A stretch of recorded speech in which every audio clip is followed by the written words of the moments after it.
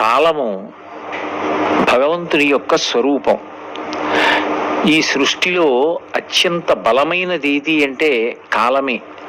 కాలమునకు సమస్త జీవరాశి వశపడవలసినది. కాలమునకు లొంగకుండా బ్రతకగలిగినది ఈ సృష్టిలో ఏదీ లేదు. అందుకే శ్రీరామాయణంలో కాలం గురించి చెప్తూ మాన్యా గురు వినీతస్య లక్ష్మణస్య గురుప్రియ ఇది సీతాపి దుఃఖార్త కాలోహి దురతిక్రమ అంటారు వాల్మీకి మహర్షి.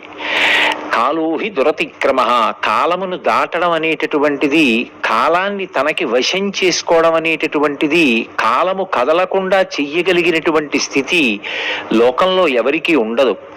ఎక్కడో సతీ అనసూయ లాంటి వాళ్ళు కోట్లకి కోట్లలో ఒక్కరు ఉండవచ్చుగాక, కానీ సాధారణ సిద్ధాంతంలో అందరూ కాలమునకు వశపడవలసినదే. కాలమునందు పుడతారు, కాలమునందు పెరుగుతారు, కాలమునందే శరీరాన్ని విడిచిపెట్టేస్తారు. అందరూ కాలమునకు వశపడి ఉంటారు. కానీ ఎవరు భగవంతుడిచ్చినటువంటి జీవితము అనబడేటటువంటి శరీరంతో ఉండగలిగినటువంటి కాలాన్ని సద్వినియోగం చేసుకుంటాడో వాడు తన శరీరాన్ని విడిచిపెట్టేసిన తరువాత కూడా కీర్తి శరీరుడుగా నిలబడిపోతాడు.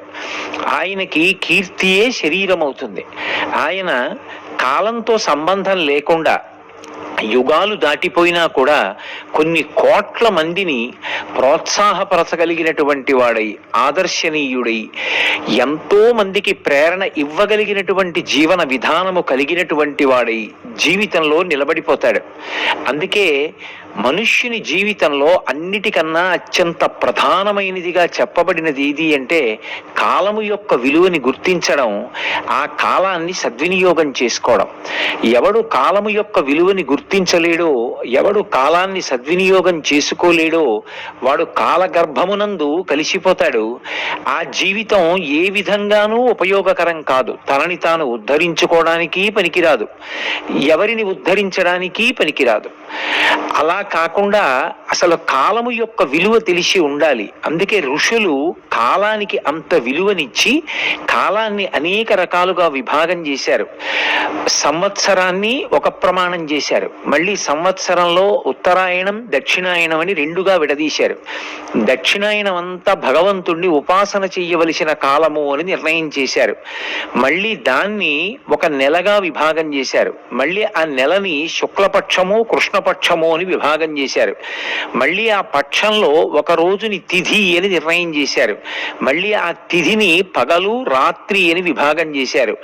ఎన్ని విభాగాలు చేసినా దాని యొక్క ప్రయోజనం ఏమి అంటే ఆ కాలాన్ని ఎన్ని రకాలుగా నువ్వు గుర్తించగలవో, కాలము యొక్క వైభవాన్ని ఎంత బాగా గుర్తించగలవో దాని చేత మనిషి సమున్నతమైనటువంటి స్థానాన్ని పొందగలుగుతాడు. అందుకే కేవలంగా కార్యాన్ని చేయడం గొప్ప కాదు, కాలమునందు ఎప్పుడు ఏ పని చెయ్యాలో అప్పుడు ఆ పని చేసిన వాడెవరో వాడే పొందవలసినటువంటి స్థితిని పొందుతాడు.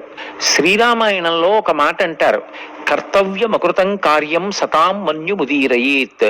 సత్పురుషులైనటువంటి వాళ్ళు కోపానికి వశులు కారు, కానీ వాళ్ళు కూడా కోపాన్ని పొందుతారు. ఎవరిని చూస్తే కోపం వస్తుంది అంటే కర్తవ్యమకృతం కార్యం, పని చెయ్యడం గొప్ప కాదు, ఏ పని ఎప్పుడు చెయ్యాలో ఆ పని అప్పుడు చేసిన వాడెవరో వాడు ధన్యుడు. అలా కాకుండా ఒకప్పుడు చెయ్యవలసిన పనిని వేరొకప్పుడు చేసినటువంటి వాడు అంటే కాలమునందు విలంబము, ఆలస్యం చేసేటటువంటి వాడెవరో, సమయానికి చెయ్యని వాడెవరో వాణ్ణి చూస్తే సత్పురుషులకు కూడా ఆగ్రహం కలుగుతుందిట. అంటే కాల విభాగమునందు ఎప్పుడు ఏ పని చెయ్యాలో తెలుసుకుని అప్పుడు ఆ పని చెయ్యవలసి ఉంటుంది. సాక్షాత్ భగవంతుడే అవతారం తీసుకుని నరుడిగా రామచంద్రమూర్తిగా వచ్చినా ఆయనని నిద్ర లేపవలసి వస్తే ఆ కాలమునందు అతను చెయ్యవలసినటువంటి పనిని విశ్వామిత్రుడు గురువుగా జ్ఞాపకం చేశాడు. కౌసల్యా సుప్రజా రామ పూర్వా సంధ్యా ప్రవర్తతే ఉత్తిష్ట నరశార్దూల కర్తవ్యం దైవమాత్మికం అన్నాడు. ఇప్పుడు సూర్యోదయం అవుతోంది. సూర్యోదయాత్ పూర్వం నువ్వు నిద్ర లేచి సంధ్యావందనాది కార్యక్రమాల్ని పూర్తి చెయ్యాలి. కాబట్టి రామ, ఉత్తిష్ట నరశార్తూల, నరులకు ఆదర్శవంతమైన జీవితాన్ని గడపవలసినటువంటి వాడా, ఓ రామ నిద్రలేచి ఇప్పుడు నువ్వు చెయ్యవలసినటువంటి సంధ్యాది కార్యక్రమాల్ని నిర్వహించు అంటాడు. కాలంలో ప్రధానమైనటువంటి విషయం ఏది అంటే దాన్ని సద్వినియోగం చేసుకోవడం. మరి కాలాన్ని ఎందుకు సద్వినియోగం చేసుకోలేని స్థితిని పొందుతారు అంటే దానికి రెండు ప్రధానమైనటువంటి ప్రతిబంధకములు ఉంటాయి అని. ఒకటి సోమరితనం, రెండు లోభకారకమైనవి మోహకారకమైనవి ఏ ఉంటాయో వాటికి వశపడిపోవడం. ఈ రెండు విషయముల చేత అందరూ ఒకే స్థానాన్ని పొందలేరు. ఒక తరగతి గదిలో 100 మంది విద్యార్థులుంటే వర్షం పడినప్పుడు ఎలా పడుతుందో అలాగే గురువు గారు 100 మందికి ఒకలాగే పాఠం చెప్తారు తప్ప అందులో కొంతమంది విద్యార్థులకి పాఠం బాగా అర్థమయ్యేటట్టు, కొంతమందికి అర్థం కాకుండా ఉండేటట్టు, కొంతమందికి వినపడేటట్టు, కొంతమందికి వినపడకుండా ఉండేటట్టు పాఠం ఎప్పుడూ చెప్పరు. కానీ అందరూ పెద్ద పెద్ద అధికారులు ఎందుకు కాలేకపోతున్నారు? అందరూ శాస్త్రవేత్తలు ఎందుకు కారు? అందరూ కొన్ని కోట్ల మందికి ఆదర్శప్రాయులుగా ఎందుకు బ్రతకలేకపోతున్నారు అంటే గురువు గారు చెప్పినటువంటి పాఠాన్ని పరమశ్రద్ధాభక్తులతో వింటున్నవాడెవడు, ఆ కాలాన్ని సద్వినియోగం చేసుకుంటున్నవాడెవరు? ఆవు పాలు పితకడం గొప్ప కాదు.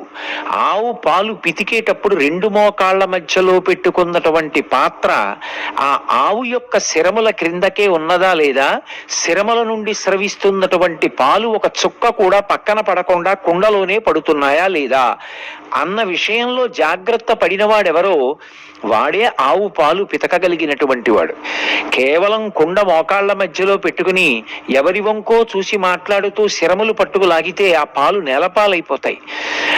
గురువు గారి దగ్గర కూర్చుని వింటున్నప్పుడు తదేక దృష్టితో ఆయన చెప్తున్నటువంటి మాటలను మాత్రమే పట్టుకుని చెవులనేటటువంటి కుండలోకి ఆ పాలని పితుక్కుంటున్న వాడెవరో వాడు మాత్రమే ధన్యాత్ముడు. ఏ కాలమునందు ఏ పని చెయ్యాలో ఆ పని చెయ్యాలి. ఎవడు తరగతి గదిలో అలా కూర్చోగలడో వాడే సమున్నత స్థానాన్ని పొందుతాడు. ఏ కాలమునందు ఏ పని చెయ్యాలో ఆ పని చెయ్యాలి. ఎవడు తరగతి గదిలో అలా కూర్చోగలడో వాడే సమున్నత స్థానాన్ని పొందుతాడు. తరువాత కాలమునకు ప్రతిబంధకము ఆకర్షణీయమైనటువంటి విషయాలు మనసుని లోభ పెడతాయి, మనసుని మోహ పెడతాయి. చూడండి, ఏదో ఇవాళ ఇది చదువుకుందాం 1 గంట సేపు అనుకుంటాడు, కానీ ఈలోగా ఓ క్రికెట్ మ్యాచ్ వస్తుంది, లేకపోతే ఏదో తనకిష్టమైనటువంటి సినిమా ఒకటి వస్తూ ఉంటుంది, లేదా తనకిష్టమైనటువంటి ఒక నటుడితోటి ఏదో ఒక ఇంటర్వ్యూ ప్రసారం అవుతూ ఉంటుంది. అతను తర్వాత చదువుకుందామని చెప్పి దీన్ని చూస్తూ కూర్చుంటాడు. కాలం అయిపోయింది, ఇక ఆ కాలము తిరిగి రాదు. అందుకే కాలాన్ని యమునా నదితో సంకేతిస్తారు. కాలానికి ముందుకు వెళ్ళడం తెలుసు తప్ప కాలాన్ని వెనక్కి తీసుకురాగలిగిన శక్తి లేదు. అది వెనక్కి తిరిగి రాదు. వెనక్కి తిరిగి రాదు కాబట్టి వెళ్ళిపోయిన కాలం వెళ్ళిపోయింది. ఇలా ప్రతిరోజు ఏదో ఒక కారణానికి ఆకర్షితుడై ఏది చెయ్యాలనుకుంటున్నాడో అదొక్కటే చెయ్యడు. ఏది నేను చెయ్యాలని సంకల్పం చెయ్యడో అది మాత్రం చేస్తూ ఉంటాడు. చిట్ట చివరికి ఫలితం ఏమవుతుంది అంటే ఏ తరగతి గదిలో కలిసి తాను ఇతర విద్యార్థులతో చదువుకున్నాడో అందులోనే ఒక విద్యార్థి ఒక 10 సంవత్సరాలు పోయేటప్పటికి ఒక 70 లక్షల రూపాయలు విలువ కలిగినటువంటి మంచి కారులో చక్కటి భార్యతో కలిసి సిగ్నల్ లైట్ పడితే ఆగుతాడు. ఆ పక్కనే ఇంకా ఉద్యోగాన్ని వెతుక్కుంటూ ఒక సైకిల్ మీద ఈ పక్క విద్యార్థి ఆగుతాడు. కిటికీ అద్దంలోంచి చూసి ఒరే బాగున్నావా అని అడుగుతాడు. వాడు కిటికీ అద్దం దింపి కారులోంచి అంటాడు, ఎరా ఇప్పటికైనా అసలు నువ్వు చెయ్యవలసిన పని సక్రమంగా అనుకున్న సమయానికి చేయడం అలవాటు చేసుకున్నావా, అలాగే ఉండిపోయావా అని అడుగుతాడు. ఇద్దరూ కలిసే చదువుకున్నారు, ఇద్దరికీ తండ్రి ఒకలాగే కట్టాడు ఫీజులు, ఇద్దరి తండ్రులు వృద్ధిలోకి రావాలనే కోరుకున్నారు. వాడు 70 లక్షల కారులో ఎలా పెడుతున్నాడు, వాడు అంత సమున్నత స్థానానికి ఎందుకు చేరాడు, పక్కవాడు సైకిల్ మీద ఎందుకు నిలబడిపోయాడు? ఒక్కటే కారణం, ఆ సమయమునందు దృష్టి పెట్టవలసిన వాడు దృష్టి పెట్టలేదు. విద్యార్థి దశలో అత్యంత కీలకమైనటువంటి కాలం ఏది అంటే 10వ తరగతి నుంచి ఆ తరువాత వచ్చేటటువంటి కాలం అత్యంత విలువైనటువంటి కాలం.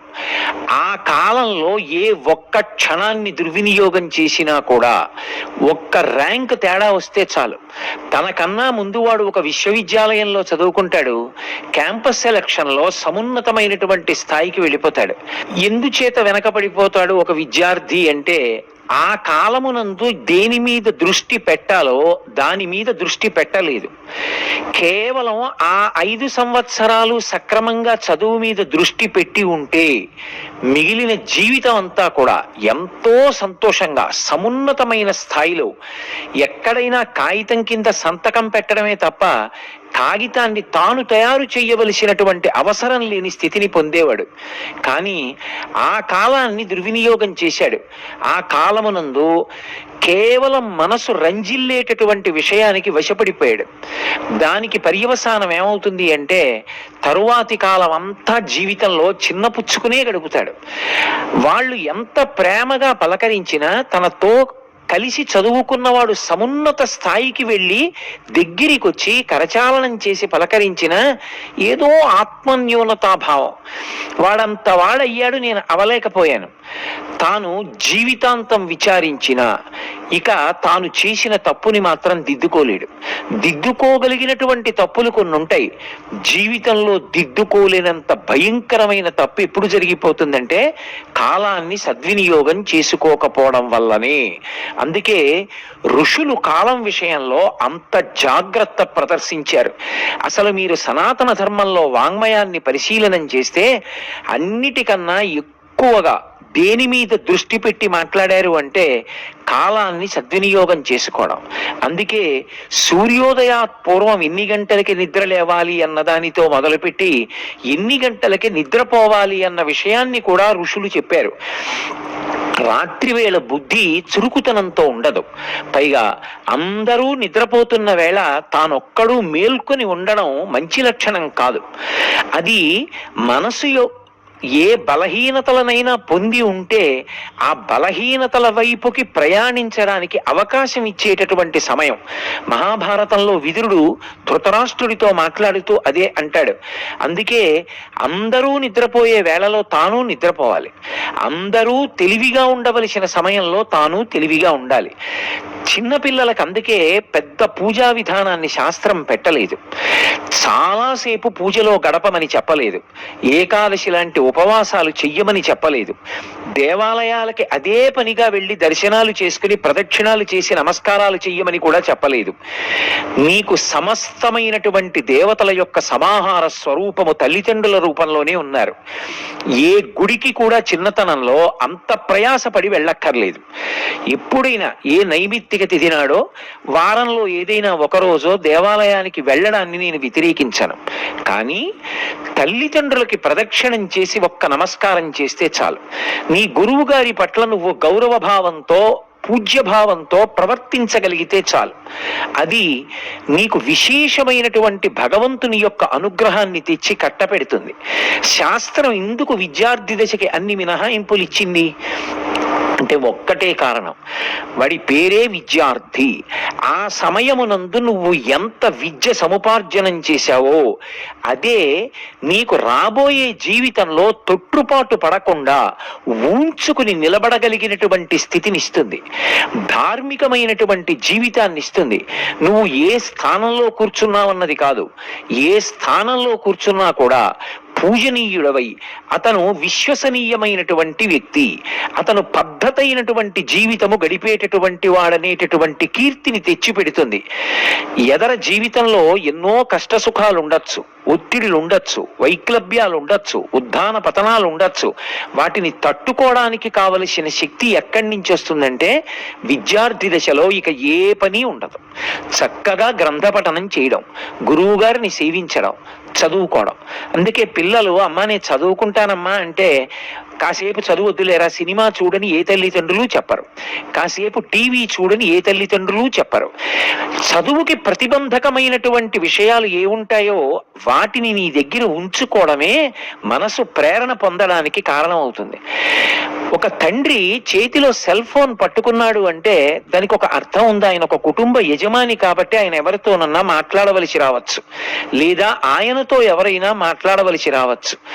ఒక విద్యార్థిని ఎన్ని గంటలకి పాఠశాలకి పంపించాడో తండ్రికి తెలుసు, ఎన్ని గంటలకి పాఠశాలలోంచి బయటికి వస్తాడో తండ్రికి తెలుసు.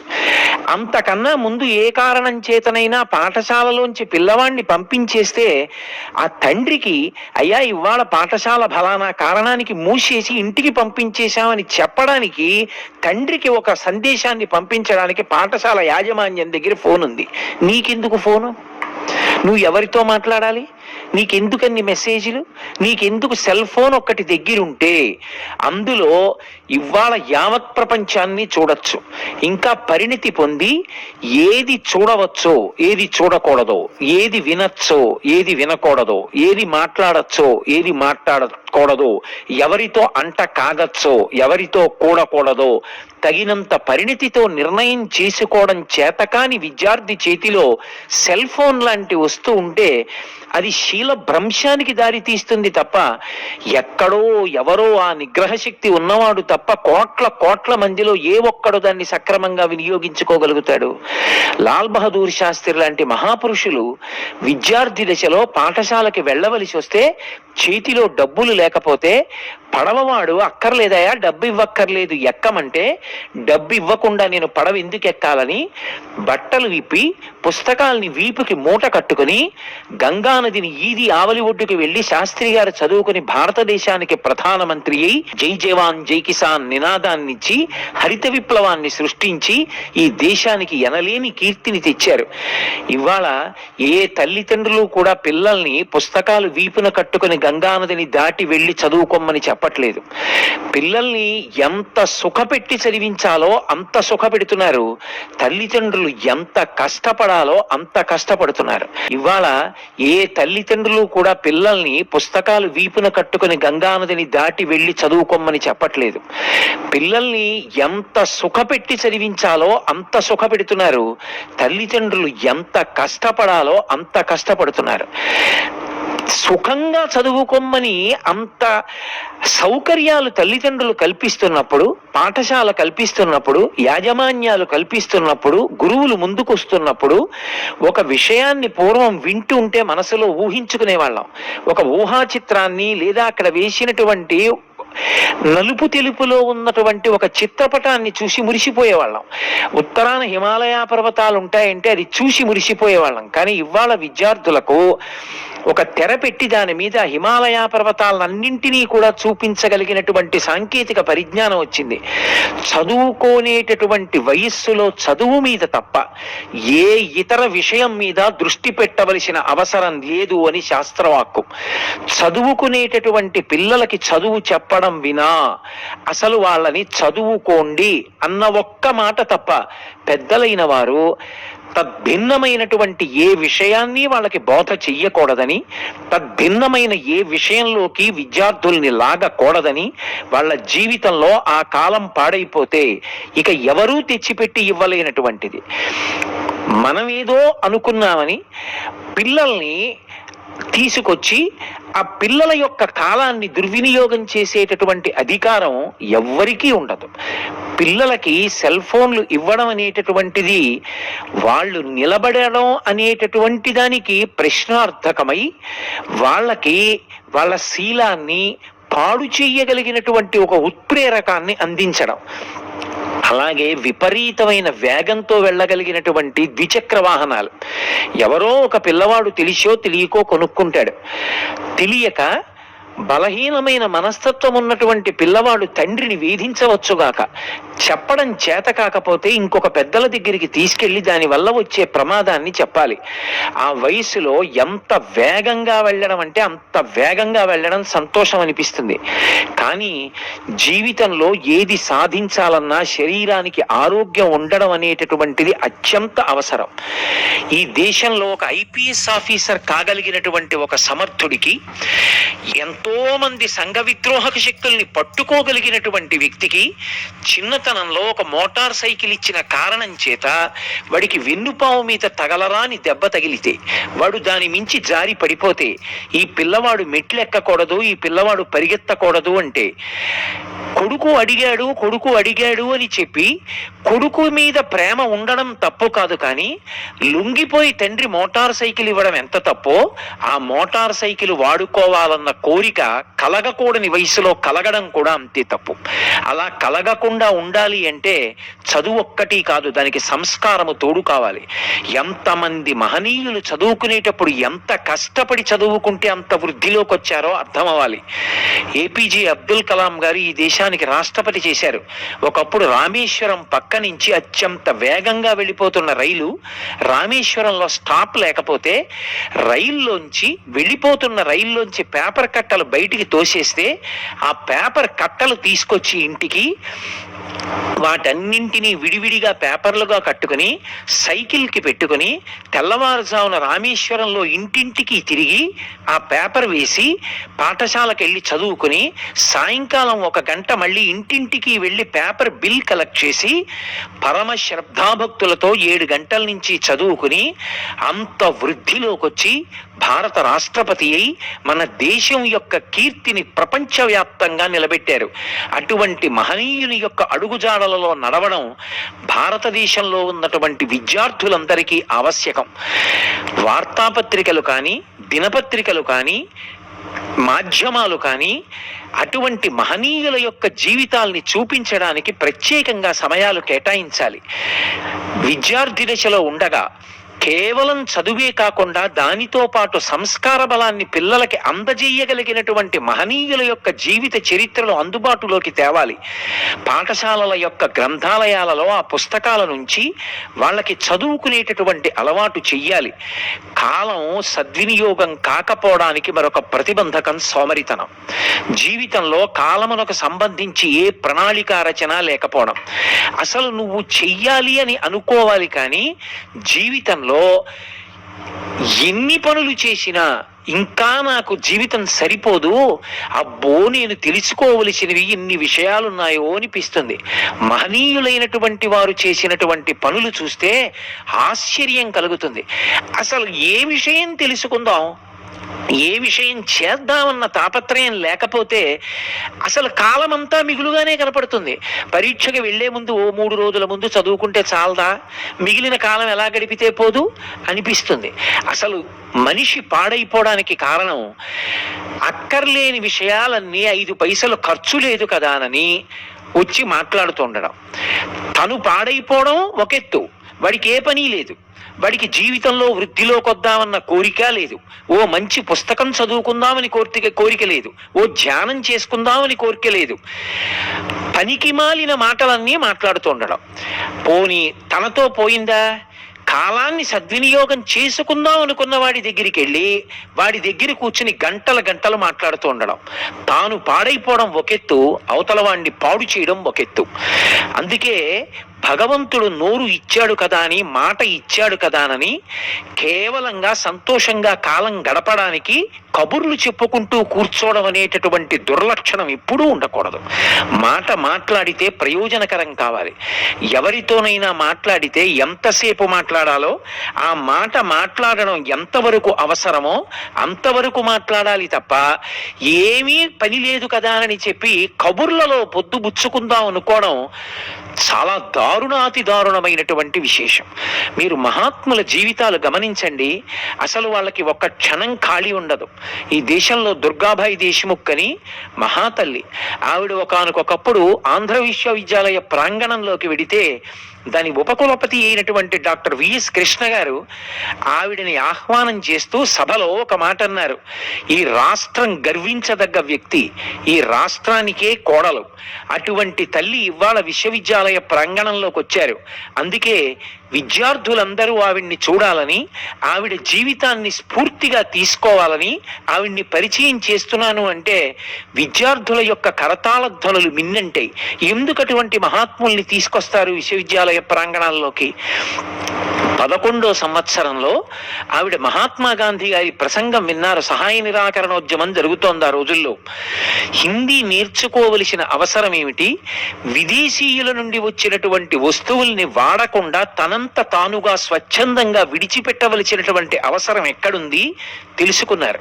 ఒక్క ప్రసంగం విన్నారు, ప్రేరణ పొందారు. ఆ రోజున మహాత్మా గాంధీ గారు 2 విషయాల గురించి మాట్లాడారు. సంకల్ప సిద్ధి, నువ్వు జీవితంలో ఒక విషయాన్ని సాధించాలనుకుంటే దానికి ప్రతిబంధకమైన విషయాన్ని దాటడంలో నీకు ముందు ఉండవలసిందేది అంటే మనోస్థైర్యం, మొక్కవోని ధైర్యం. ఇవి ఎలా ఉండాలి అన్న దాని మీద గాంధీ గారి ప్రసంగం ఆ పిల్ల వింది. 11 ఏళ్ల పిల్ల ఇంటికి వెళ్ళింది. తన ఇంట్లో తనకి సంబంధించి ఉన్న విదేశీ వస్తువులన్నిటినీ తీసుకొచ్చి పెరట్లో పడేసి అగ్నిహోత్రంలో దగ్ధం చేసేసింది.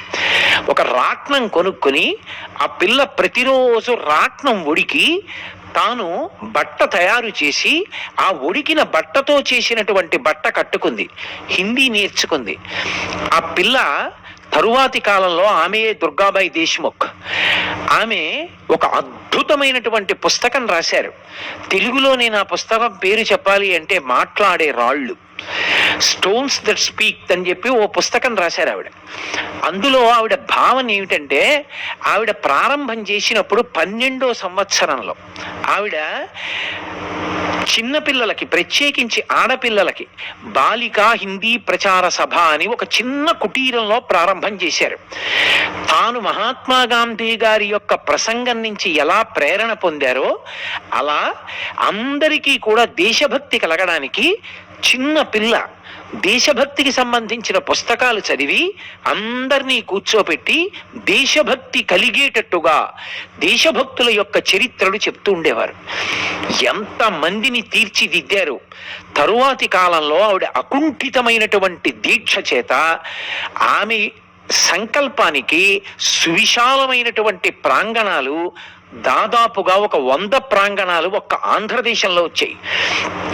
కొన్ని వేల మంది స్త్రీలకి ఆవిడ ఉద్ధరణకారకమైనటువంటి అనేకమైనటువంటి విషయాలు కల్పించగలిగారు.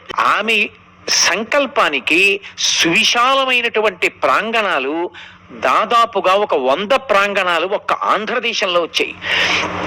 కొన్ని వేల మంది స్త్రీలకి ఆవిడ ఉద్ధరణకారకమైనటువంటి అనేకమైనటువంటి విషయాలు కల్పించగలిగారు. ఆవిడ పుస్తకానికి అందుకే మాట్లాడే రాయి అని పేరు పెట్టారు. మనం పునాది రాయి అని ఒకటి వేస్తాం. పునాది రాయి దేనికి సంకేతం? ఒక సంకల్పానికి ప్రతీక. నేను ఇక్కడ 7 అంతస్తుల మేడ కట్టాలనుకున్నాను, ఒక పునాది రాయి వేశాను. అది 100 ఏళ్ళైనా అలాగే ఉండిపోయింది. ఇప్పుడు ఆ పునాది రాయి ఏం మాట్లాడుతుంది? అది ఏం మాట్లాడదు అనుకోకండి, అది మాట్లాడుతుంది. ఏమిటండి ఈ రాయి? పునాది రాయి. ఎప్పుడు వేశారు? 100 ఏళ్ల క్రితం. ఎవరు వేశారు? ఫలానా ఆయన. ఎందుకు వేశారు? మేడ కడదామని. ఏం చేశారు? కట్టలేదు. ఆయన ఏడి కాలగర్భంలో కలిసిపోయాడు. అంటే ఇప్పుడు ఆ రాయి ఏం చెప్తోంది? సంకల్ప శుద్ధి లేని వ్యక్తి గురించి మాట్లాడుతోంది. వేరొక పునాది రాయి ఉంది. ఆ పునాది రాయి పక్కన ఒక విశ్వవిద్యాలయం వచ్చింది. ఆ పునాది రాయి పక్కన ఒక పెద్ద వైద్యాలయం వచ్చింది. ఆ పునాది రాయి పక్కన 7 అంతస్తుల మేడ వచ్చింది. ఆ పునాది రాయి పక్కన ఒక పెద్ద నృత్య కళా కేంద్రం వచ్చింది. అదేం చెప్తోంది? ఆ వ్యక్తి ఏ లక్ష్యంతో ప్రారంభం చేశాడో ఆ లక్ష్యము ఇవాళ ఆ లోపల ఎలా తీర్చిదిద్దబడిందో, ఎంతమంది ఆ లక్ష్యం వైపుకి అడుగులు వేసి అంత గొప్పవాళ్ళై దేశ చరిత్రకే కీర్తి పుటల్ని తొడగగలుగుతున్నారో, మాట్లాడదు అని మనం అనుకున్న ఆ పునాదిరాయి మాట్లాడుతోంది. ఆవిడ పుస్తకానికి పెట్టుకున్న పేరది మాట్లాడుతున్న రాళ్ళు. ఆ మాట్లాడుతున్న రాళ్ళు మహాత్ముల జీవితాల యొక్క సంకల్ప శుద్ధికి ప్రతీకలు. వాళ్ళు ఎంత కష్టపడితే సంకల్పాలు నెరవేరాయో, కాలాన్ని ఎంత ప్రణాళికాబద్ధం చేసుకున్నారో, ప్రతిబంధకాల్ని ఎలా అధిగమించారో, ఎన్ని కష్టాలు పడి జీవితాల్లో అంత సమున్నతమైన స్థితికి ఎదిగాయో, ఆవిడ పుస్తకానికి ఆ పేరు పెట్టుకొని కాలాన్ని ఎలా వినియోగించుకోవాలో వ్రాస్తూ ఆ తల్లి ఆ పుస్తకంలో ఒక చోట ఒక మాట వ్రాశారు. నాకు ఆ మాట జ్ఞాపకానికి వచ్చినప్పుడల్లా పులకాంకురాలు వస్తూ ఉంటాయి.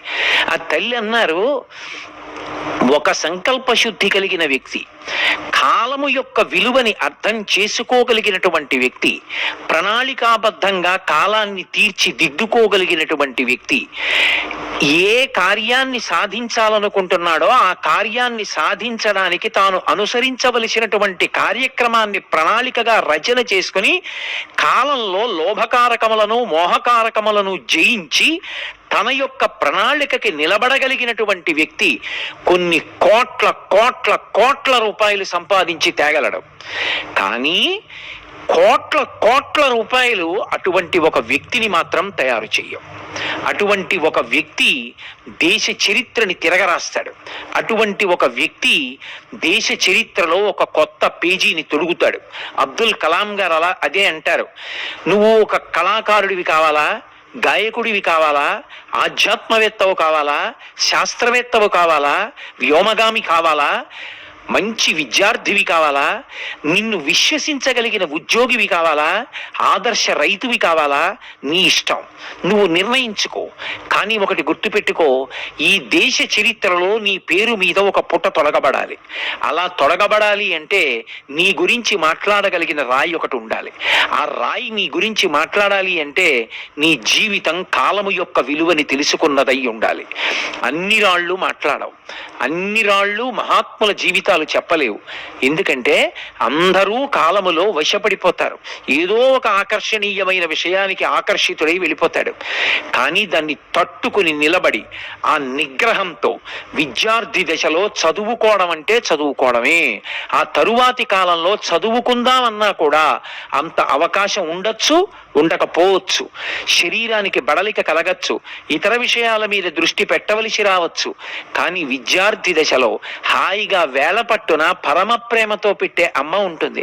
నీ బాగోగులు చూసి నువ్వు అడిగిన పుస్తకాన్ని పరమ ప్రేమతో తెచ్చిపెట్టే నాన్నగారు ఉన్నారు. వాళ్ళు కూడా మాట్లాడడం మానేసి నిన్ను చదువుకోమని చెప్తారు. అంత గొప్ప స్థితి, అంత ఆనుకూల్యమైన స్థితి జీవితంలో ఇక మళ్ళీ రమ్మంటే రాదు. ఆ కాలమునందు ఎవడు సద్వినియోగం చేసుకుంటాడో, ఎవడు బాగా చదువుకుంటాడో, ఎవడు మస్తిష్కంలో నిక్షిప్తం చేసుకుంటాడో వాడు వృద్ధిలోకి వస్తాడు.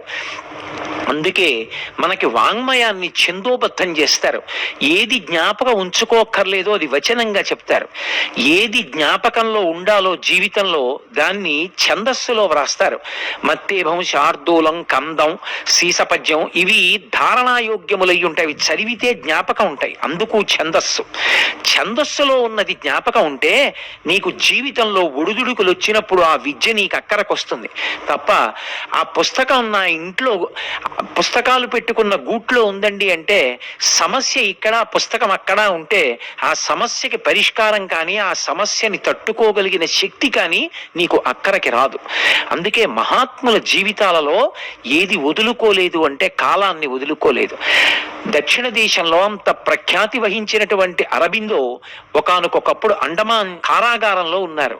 ఎటువంటి కారాగారం అంటే నెల్సన్ మండేలా ఉన్న కారాగారం లాగే శరీరం అంతా చాపుకు పడుకోవడానికి వీలు లేదు. మంచినీళ్లు తాగాలి అంటే చేయి అంత ఊచల్లోంచి బాగా చాపితే తప్ప అందనంత దూరంలో అందకుండా ఉండేటట్టు కుండ పెట్టేవారు. కుండ దగ్గర గ్లాసు పెట్టేవారు. మంచినీళ్లు కావాలంటే గ్లాసు ఊచల్లోంచి చెయ్యి బాగా పెట్టి గ్లాస్ అందుకుని కుండలో పెట్టి నీళ్లు తీసి గ్లాసు చివరి భాగమే అందుతుంది. పరమ జాగ్రత్తగా గ్లాసుని దగ్గరికి తెచ్చుకోవాలి. గ్లాసు చెయ్యి చారి పడిపోయిందా మళ్ళీ మరునాడు మరుగుదొడ్లు తుడవడానికి ఒక వ్యక్తి వస్తాడు, మాట్లాడ్డావు. మరుగుదొడ్లు తుడిచి నీళ్లు పెట్టి ఆ సమయానికి పెట్టవలసిన అన్నం లోపలికి తోసి వెళ్ళిపోతారు. చాలా మంది ఆ నిశ్శబ్దాన్ని భరించలేక, మాట మాట్లాడే మనిషి లేక పిచ్చెక్కిపోయి పెద్ద పెద్ద అరుపులరిచి పక్కనున్నటువంటి గదుల్లోనే మరణిస్తుంటే, ఆ మరణించినటువంటి స్వాతంత్ర సమరయోధుల్ని శరీరాలు పట్టుకు తీసుకెళ్లి సముద్రంలోకి విసిరేసేవారు. అన్నీ చూస్తుండేవారు. కానీ తాను మాత్రం పోన్లే, కాలం ప్రశాంతంగా లభించిందని ఆ కారాగారంలో కూర్చుని భగవద్గీత అంతా చదివి భగవద్గీతకు వ్యాఖ్యానాలు తయారు చేసి తాను యోగ సమాధిలోకి వెళ్ళి, తదనంతర కాలంలో ఆయన విడుదల చేసిన తర్వాత పాండిచేరి వచ్చి తనదైన సిద్ధాంతంతో ప్రపంచవ్యాప్తమైనటువంటి గౌరవాన్ని పొందారు. జవహర్లాల్ నెహ్రూ గారిని కారాగారంలో ఉంచితే మహానుభావుడు అద్భుతమైనటువంటి గ్రంథాలని రచన చేశారు. అలాగే మహాత్ములైనటువంటి వారి జీవితంలో కాలమునకు ఎంత విలువనిస్తారో గుర్తించాలి. ఒకసారి ప్రేరణ పొందినటువంటి దుర్గాబాయి దేశ్ముఖ్ చిన్నతనంలో హిందీ నేర్చుకుంటే ఆవిడ్ని హిందీ ఎగ్జిబిషన్కి తీసుకెళ్లారు వాలంటీర్గా. గాంధీ గారు ఆవిడ్ని చూసి ఎంతో ఇష్టపడ్డారు. ఆ చిన్న పిల్లని వాలంటీర్గా నించోబెట్టారు. బ్యాడ్జి ఉంటేనే ఎగ్జిబిషన్లోకి ప్రవేశపెట్టు, బ్యాడ్జి లేకపోతే లోపలికి పంపద్దు. జవహర్లాల్ నెహ్రూ గారు ఎగ్జిబిషన్ చూడడానికి వచ్చారు. ఆవిడ లోపలికి పంపించలేదు, ఆప్ చేసింది. అందరూ తెల్లబోయారు. అదేంటి, ఆయన జవహర్లాల్ నెహ్రూ విడిచిపెట్టమన్నారు. ఆవిడంది నేను విడిచిపెట్టను. నాకేమని చెప్పారు, బ్యాడ్జి లేకపోతే విడిచిపెట్టవద్దు. ఆయనకి బ్యాడ్జి లేదు, వదిలిపెట్టను. నెహ్రూ గారైనా సరే వెళ్ళి బ్యాడ్జి పెట్టుకు రావాల్సింది. తెల్లబోయి ఎంతో సంతోషించి నెహ్రూ గారు బ్యాడ్జి పెట్టుకుని మళ్ళీ వచ్చారు. మిగిలిన వాళ్ళు ఏదో నచ్చ చెప్పారు, వద్దు అలాగే ఉండాలి పిల్ల, ఆమె వృద్ధిలోకి రావాలి, నాకు మినహాయింపు వద్దని వెనక్కి వెళ్ళి బ్యాడ్జ్ పెట్టుకొచ్చారు. వచ్చి అన్నారు, అమ్మా నీకు ఇంత ధైర్యం ఎక్కడిదని అడిగారు. ఆ పిల్లంది, అసలు నేను ఇలా మారడానికి కారణం మహాత్ముడి ప్రసంగం. నువ్వు ఒక పని చేస్తున్నప్పుడు ఆ పనిలో, ఆ లక్ష్యంలో, ఆ సంకల్ప సాధనలో భయాన్ని విడిచిపెట్టని చెప్పారు. మీరు నెహ్రూ గారే కావచ్చు, బ్యాడ్జి పెట్టుకోకపోతే లోపలికి వదిలిపెట్టకుండా ఉండడంలో నాకు గాంధీ గారి ప్రసంగం ధైర్యం ఇచ్చింది, ప్రేరణ ఇచ్చింది. ఆ ధైర్యంతో నిలబడ్డా. నన్ను ఇక్కడ ఉంచారా ఉంచలేదా కాదు, ఉన్నప్పుడు మాత్రం నేను అలా ఉన్నానా లేదా, అదొక్కటే నాకు కావాలి. అసలు నేను ఇలా మారడానికి కారణం మహాత్ముడి ప్రసంగం. నువ్వు ఒక పని చేస్తున్నప్పుడు ఆ పనిలో, ఆ లక్ష్యంలో, ఆ సంకల్ప సాధనలో భయాన్ని విడిచిపెట్టని చెప్పారు. మీరు నెహ్రూ గారే కావచ్చు, బ్యాడ్జి పెట్టుకోకపోతే లోపలికి వదిలిపెట్టకుండా ఉండడంలో నాకు గాంధీ గారి ప్రసంగం ధైర్యం ఇచ్చింది, ప్రేరణ ఇచ్చింది. ఆ ధైర్యంతో నిలబడ్డా. నన్ను ఇక్కడ ఉంచారా ఉంచలేదా కాదు, ఉన్నప్పుడు మాత్రం నేను అలా ఉన్నానా లేదా, అదొక్కటే నాకు కావాలి. మురిసిపోయారు జవహర్లాల్ నెహ్రూ గారు. అది ధైర్యం. ఎన్ని విని ఏం ప్రయోజనం, మనసుకి ఎక్కనప్పుడు. మనసుకి ఎక్కినది ఒక్క మాట చాలు, మహాత్ముడిగా తీర్చిదిద్దుతుంది. ఇప్పటికీ మనకి విజయవాడలో ఉన్నటువంటి డాక్టర్ ఎన్టీఆర్ ఆ వైద్య ఆరోగ్య విశ్వవిద్యాలయానికి ఉపకులపతిగా ఉన్నారు డాక్టర్ ఐవి రావు గారు. ఆయన జీవితంలో కాలమునందు ప్రణాళికాబద్ధమైనటువంటి విధానం చూడండి. ఒత్తిడి అన్న 3 అక్షరాలు ఆయన జీవితంలో ఉండవు. ఎందుకో తెలుసా, తెల్లవారుజామున ఎన్ని గంటలకి నిద్ర లేవాలో అన్ని గంటలకి లేస్తారు, చక్కగా పూజ చేసుకుంటారు. తెల్లవారుజామున 5:30 హాస్పిటల్కి ఎడతారు. ఒక వరుస క్రమంలో ఎంతమందిని చూడాలో అంతమందిని చూస్తారు. ఈలోగా మళ్ళీ వాళ్ళు పరీక్షలు చేయించుకుని వచ్చేటప్పటికి తాను పలహారం చేసి వచ్చి మళ్ళీ ఒక్కసారి ఆ పరీక్షల ఫలితాలను బట్టి చూస్తారు. కేవలం ఆ ఫలితాలు చూడడం కాదు, ఇప్పటికీ కూడా అసలు క్లినికల్ టెస్ట్ వచ్చిన పేషెంట్ని కూర్చోపెట్టి ఆపాదమస్తకం జాగ్రత్తగా పరిశీలనం చేసి వచ్చిన రిపోర్టు, ఆ రోగి యొక్క స్థితి రెండూ సమన్వయం అవుతున్నాయా లేదా తన బుద్ధితో నిర్ణయం చేసుకుని మందు రాస్తారు. అదే పనిగా వ్రాస్తూ కూర్చోరు. వ్రాసేటప్పుడు కూడా సమయాన్ని ఎంత పొదుపు చేస్తారంటే, క్రిందటి నెలలో 5 మందులు రాస్తే ఈ నెలలో మళ్ళీ వస్తే మళ్ళీ 5 మందుల పేర్లు వ్రాయరు. 1, 2, 3, 4, 5 వేస్తారు. 3వ మాత్ర వదిలేయండి అంటే 3వ మాత్ర మీద గీత పెడతారు. ఈ మిగిలినవి అలాగే వాడండి అని చెప్తారు. ఎందుకంటే అతను నెల నుంచి వాడుతున్నాడు, తెలిసి ఎలా వేసుకోవాలో. 3వది అక్కర్లేదు, మళ్ళీ 4 రాసి ఒకటి వదిలిపెట్టరు. 5 అంకెలేసి 3 కొట్టి సంతకం పెడతారు, అంతే. మాట్లాడేటప్పుడు గంట సేపు మాట్లాడక్కర్లా, అవతల వాడికి ఉత్సాహం కలిగేటట్టు. డాక్టర్లలో బహుశా అలా మాట్లాడిన డాక్టర్ ఆయన ఒక్కరినే చూశా నేను. ఆయన మీరు ఈ మందు వేసుకోండి అనరు, మీరు ఈ మందు వేసుకోండి అంటే నేను రోగిని అన్న భావన కలుగుతుంది. ఆయన కోటేశ్వరారు ఈ మాత్రం 3 పూట్ల వేసుకుందాం ఒక వారం రోజులు అంటారు. వేసుకుందాం ఏమిటి, ఆయన వేసుకుంటారా? కాదు, ఈ మాత్ర 3 పూట్ల వారం రోజులు వేసుకుందాం అండి, తగ్గిపోతుంది, తగ్గపోతే అప్పుడు చూద్దాం కోటేశ్వరారు అంటారు. అంటే ఆ మాట అనడంలో ఆయన మనతో మమేకమవుతారు. ఆ మమేకం అవడంలో ఒక సయోధ్య, ఒక సంతోషం, ఒక వ్యక్తిగత అనుబంధం పెట్టుకుంటారు. అది వచ్చినటువంటి రోగికి గొప్ప ఉపశాంతినిస్తుంది. ఎంత గొప్పగా సమయాన్ని ప్రణాళికాబద్ధం చేస్తారో. వృద్ధురాలైపోయినటువంటి తల్లి దగ్గరికి వెళ్ళి కూర్చోవడానికి కూడా సమయం ఉంటుంది. రాత్రి పడుకోవడానికి వెళ్ళిపోయే ముందు అమ్మగారి దగ్గరికి వెళ్ళి అమ్మగారి మంచం మీద కూర్చుని అమ్మగారి కాళ్ళొత్తుతో, అమ్మా అన్నం తిన్నావా, పలహారం చేశావా, ఇవాళ నీ కోడలు పండగని బొబ్బట్లు చేసింది తిన్నావా అంటే షుగర్ కదరా అని తల్లి అంటే, పెద్ద నవ్వునవమ్మ, ఇంకో మాత్రం ఇస్తాను తినమ్మా అని ఆయన చేత్తోనే ఓ ముక్క పెట్టి, ఇంత కీర్తివంతుడైన రోజు వచ్చి నా దగ్గర కాసేపు కూర్చుని ఎడతాడు నా కొడుకు. ఆ తల్లి అంతకాలం ఉన్నారంటే ఐవీరావు గారి సేవ వల్ల. నిజంగా ఒక వ్యక్తి ఎలా బ్రతకాలో చెయ్యవలసిన పని ఒకటి ఉంటుంది. రేపు ఈ పని చేస్తానంటాడు, 5 గంటలకి లేస్తే తప్ప పనవదు. నిద్రపోయి నోరు లేని అలారం 5 గంటలకి మోగుతుంది లేవరా అని దాన్ని నొక్కేసి 6:30 వరకు పడుకుంటాడు. ఇక లేచిన దగ్గర నుంచి పరుగు. రైలుకి వెళ్లే ముందు కూడా టీవీ చూస్తాడు. ఏ పని ఎప్పుడు చేయకూడదో అప్పుడు చేస్తాడు. పట్టుకెళ్ళవలసిన మరిచిపోతాడు. పరుగు, ఒత్తిడి వల్ల రక్తపోటు వల్ల అస్తమానం ఔషధ సేవనం, అనారోగ్యం. ఎందుకు కాలంలో సద్వినియోగం చేసుకుని ప్రణాళికాబద్ధంగా జీవితాన్ని గడపవు? ఇన్ని గంటలకి లేస్తాను, రేపు ఈ పని చేస్తాను.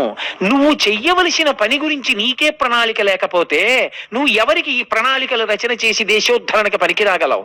ఏ కార్యాలయంలో ఏ స్థానంలో కూర్చోవడానికి నువ్వు అర్హత పొందుతావు?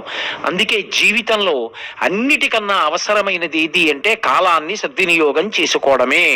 ఎవరు కాలము యొక్క విలువ తెలుసుకుంటాడో, ఎవడు చెయ్యవలసిన పనిని చెయ్యవలసిన సమయానికి చేస్తాడో వాడు అద్భుతమైనటువంటి కీర్తిని సముపార్జించి శరీరము పడిపోయాక కూడా కీర్తిని శరీరముగా పొంది కొన్ని కోట్ల మందికి ఆరాధ్య దైవమైనటువంటి వ్యక్తిగా మనగలుగుతాడు.